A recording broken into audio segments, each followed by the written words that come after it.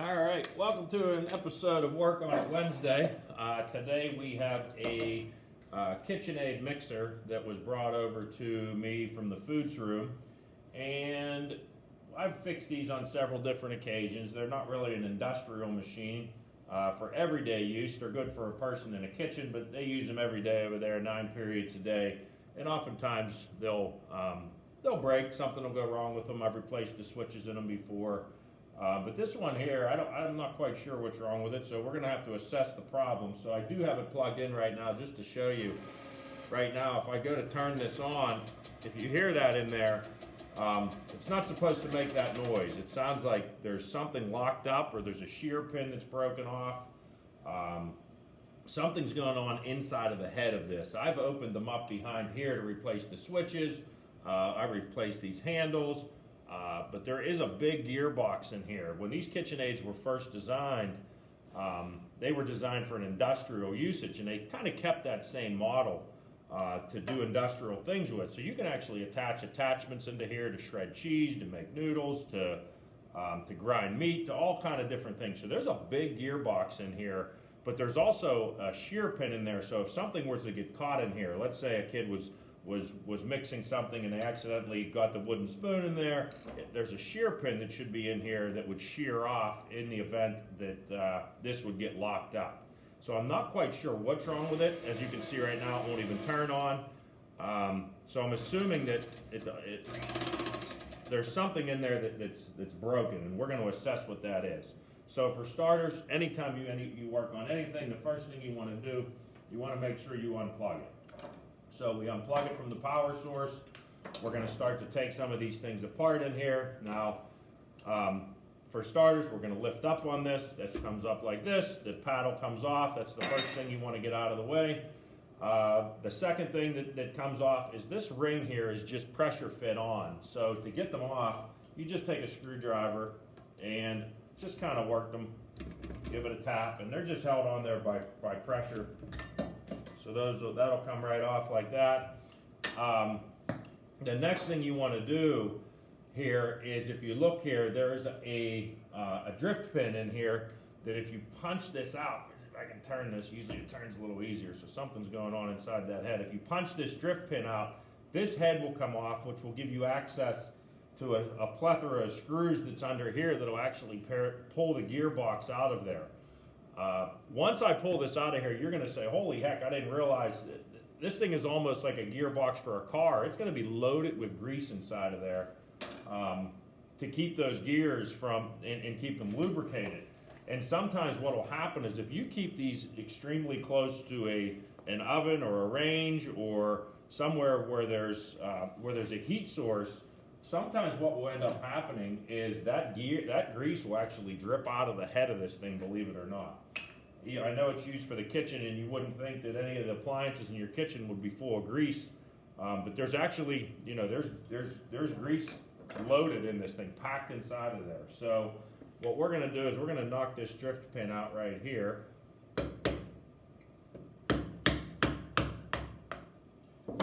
Make sure it doesn't go and fly across the room. You want to keep all your parts nearby. And then this whole unit should pop off of here. Might have to persuade it a little bit with a screwdriver. Now you don't want to pry it too much. Go nice and easy. And you're going to see that this head's going to be full. And we might even find the problem before we even know what's wrong with it. There could be a broken gear. But we'll see. We'll assess this situation here in a couple seconds as soon as we get this off of here. There it is. So if we look at this seems to be okay. I don't see the problem inside of there. So it doesn't look like, I don't have any broken teeth on this gear. As you can see, like I told you, these are full of grease. So this is the same thing that mixes up your food, your cake batter, and everything else. You wouldn't think that a kitchen appliance would be full of grease, but it is. And this is really not even that much. Once you get into this head unit and this whole thing pops out of there, that whole thing is packed full of grease. So I don't see a problem inside of here. I don't see a problem if you look up inside of here. There's also this gear here. This is molded in there. I don't see any problems with this gear either. So we're gonna have to take a few more screws out to get, I don't know if we're gonna mess with this one here, because I don't think that's gonna, all that's gonna do is pull that gear out of there, and I don't think we need to have that out of there currently. But what I'm gonna do is just to check to make sure that this isn't it, I'm gonna plug it in. I can still do it safely. I'm gonna plug it in, I'm not into the electrical components of it, and see if we can kind of figure out. Okay, so we know that it's not with this part here. As you can see, this shaft isn't currently spinning right now.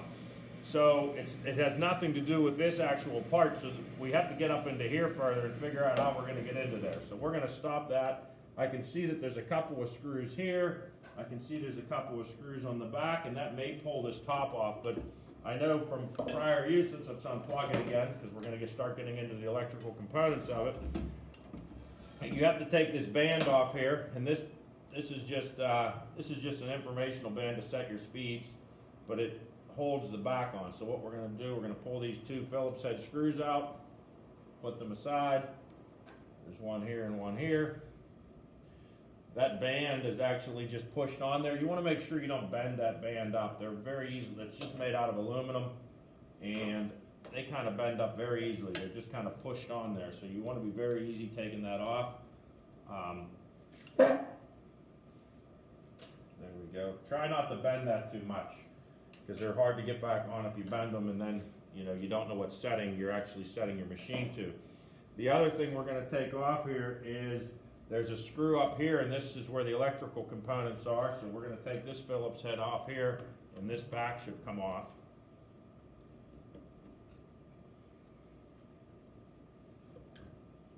There it is. Now these are some of the things that I have previously replaced these switches in here. These are pressure switches. And what happens is this is how you adjust your speed. The harder this actually pushes in, and if you can see by the switch what it actually does, the further you push it forward, the more resistance it gets, and then it allows the spindle to spin faster or slower. Some of the things that you beat need a very fast agitation, where other things need a very slow agitation, depending on what you're making and what the recipe calls for. But this switch will often go bad. But when you're in here, like I said, it's important that you unplug it. If you don't unplug it and you start touching back in here, you are going to get shocked. So you always want to make sure you take care of that part of things. So the next thing we're going to do is we can see here that there's a separation here. Okay, there's a separation between here and here. So we need to get this head to come off of here. I actually have never taken one off before, so this is going to be as new to me as it is to you. So what we're going to do here is we're going to take these two screws. There's two flathead screws that looks like it's holding here, and then there's two flathead screws that look like it's holding there, and then we're going to see if we can pop this off there or not, or if there's going to be more to it. So let's take these out of here.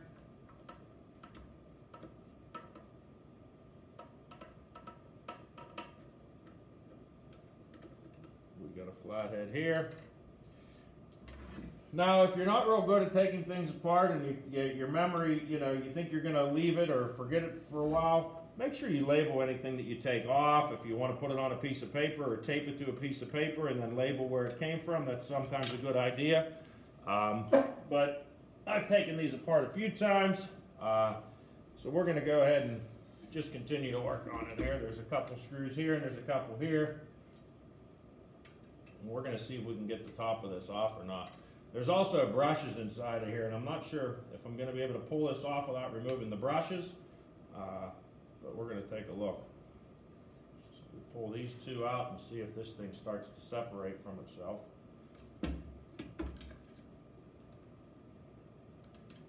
Something's still holding it. All right, we're going to pull these brushes off as well. I'm going to look around here and see if there's any other screws that I'm missing that would be holding this thing together, which right now I don't see anything. Let me pull these brushes off of here and see if that gets me into closer to the source of things. All right, so to get the brushes off, I should get a bigger, nope, they're just going to pull out of there. You'll see these are going to be here, and these are going to kind of spring out of here. This is and these actually go against the electric motor. Sometimes these will go bad too, and if these get worn out, these are a wearable item.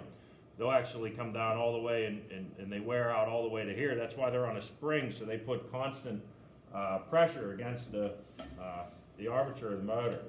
So we'll take these both out.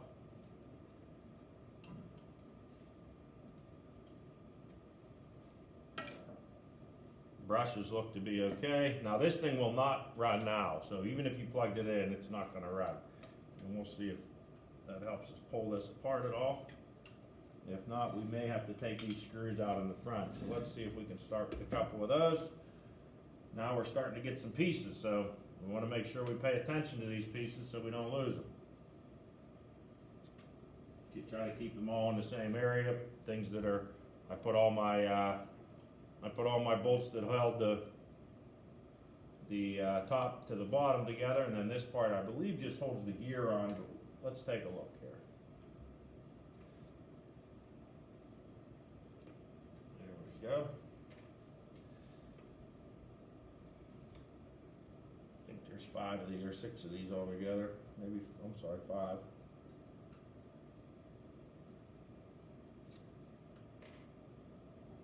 And this may hold it together as well. I'm assuming this gear is going to come out of here at this point. It may not, but I'm assuming it is. Nope.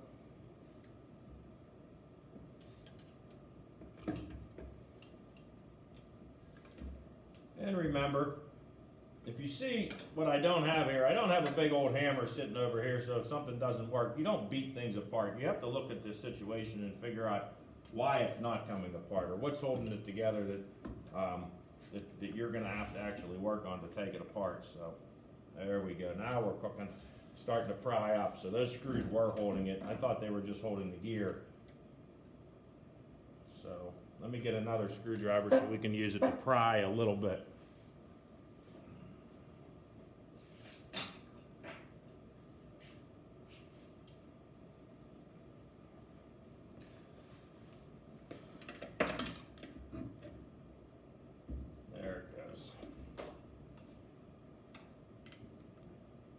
You want to do everything real easy. It looks like there's a gasket in here. Like I said, this head's full of grease, so. And then somewhere inside of here is where the problem is, so we don't want to, if something flies out of there, we want to, there it comes.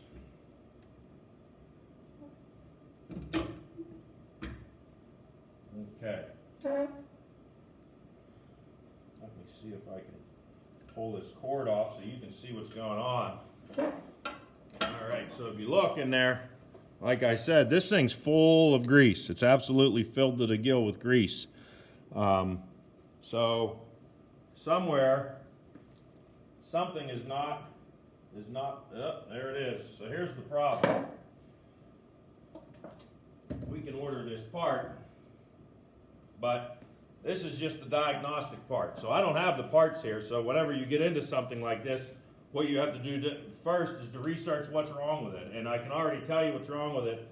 They decide out of all these metal gears in here that they're going to put one plastic one. Like I said, I think that it's probably a shear pin that's bad, but I see that they don't have a shear pin. And a shear pin is if something goes bad. So now if you look at this, and I don't know, let me see your view here. I'm going to bring you in closer so you can see. If you look at this gear, this plastic gear right here, let me see if I can zoom in on it. Okay, if you look at that plastic gear there on the left-hand side, let me point with a screwdriver, you can see the teeth are good on here. But as you turn it around, that's why it was working sometimes and it wasn't working other times, because these teeth are all stripped out. So if you look, we need to replace that gear. So the next thing we need to do is jump online, find that gear, and get that replaced. But the other thing we're going to have to do is we're going to have to clean some of this grease off of here, because I don't want to buy one part and then I just replace that one part and then realize after I clean the grease off of this thing that there's several other parts in there that are bad. So what we're going to do, we're going to tear this apart. We're going to figure out how we got to get this gear off of here, and then we're going to see if there's any other bad parts. I don't believe that there probably is. It looks like every other gear in here is a solid metal gear. So why they would put one plastic gear in there and everything else is a solid metal gear is a little bit little bit confusing to me, but we're gonna assess this situation here. So let me see. Let me get a glove on because I don't want to get into that grease without a glove. And we're gonna see if we can get that gear off of there or what it takes to come off, and then we'll order it, and then we'll do another Friday or work on it Wednesday. We'll do another work on it Wednesday next week to determine if we can put it back together and get it back in action. That's part of, so what do most people do with these? These mixers are anywhere between $200 and $350, depending on what model you get. What do most people do? Well, when something goes bad, like everything else, we live in a throwaway world, what do? We throw it away. So we're gonna replace and try to fix it. So what I'm gonna do is get a rag. Here, let me get a rag. There we go. We're gonna I'm gonna clear off some of this grease. I'm just gonna take my finger and just start taking this grease here. Clear it off so I can see what's actually holding that gear, or how to get that gear off of there. Let me actually get a piece of paper or something I can wipe this grease off. I'll get a paper towel. There we go. And we're going to order some grease while we're at it so we can repack this head so that it stays lubricated. Some of this grease in here, I don't know what they did. They had to get a wooden spoon or something caught in this. Let's take a look here.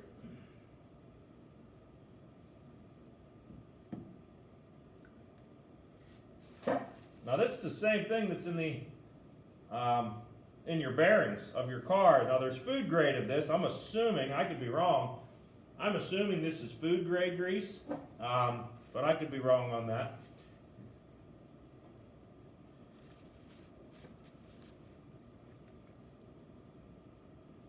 Trying to figure out, okay, there's looks like there's a few Phillips head, 3 Phillips head that will take this whole gear out of there. But I got to get a little more grease off so I can assess the situation better. Now you don't want to get water or anything in here trying to clean this off. You know, this is meant to be, there we go. We're going to have to order a tub of grease. I'm going to order food grade, but I'll do a little research and figure out if that's what I need, and we'll re-grease this before we put it back together. There we go. Looks like this other gear is good. Every other gear is a metal gear, so it looks like it's okay. It looks like there's a seal here. We may replace this if it looks like it's damaged, but if not, we're just going to put it back on. We're going to pull that aside. There we go. But if you ever I'll be honest with you, the first time I tore into one of these, and I've never been in it quite this far because I've never had a gear go bad, but I didn't actually realize that these things were full of the amount of grease that they're full of. I was actually shocked to think of a kitchen appliance working almost like a car. So, let me see what's going on here. All right, it looks like I have to take, let me see if there's a Phillips on this. It looks like I have to take 3 Phillips head screws out of there. So I'm going to take my glove back off so I don't get my tools all full and throw them away. So let's go like this and take my gloves off. And then let's see what we can do. We're going to take this off of here. I might have to buy this. This might be an entire unit that you have to buy. I'm not 100% sure. Once I look it up and research it, we'll determine that. So put these also in another spot. If you pay attention, you're going to know where they come from because they're full of grease. You're going to know they came from inside this head. Because it might be a week before this part comes in, or maybe Amazon has, I can order it today, come here in a couple days. But I think I'm going to have to replace this entire unit, this head unit. I don't know if they just sell the gear. So we're going to put that aside. And there you go. So that looks like what I'm going to have to buy, this entire unit here. So, whoops, sorry about that. It looks like, but if you look at that, like I said, the gears are bad on it. I'm going to look this up, and we're going to order this part, and then we're going to replace it and see if we can get ourselves back in action. But I'm going to see if I can just buy this gear. It looks like it's a pressed gear, like it's pressed in there. So I'm almost guaranteeing I have to buy this this entire unit here. So we're going to stop you there, and then we'll pick up where we left off.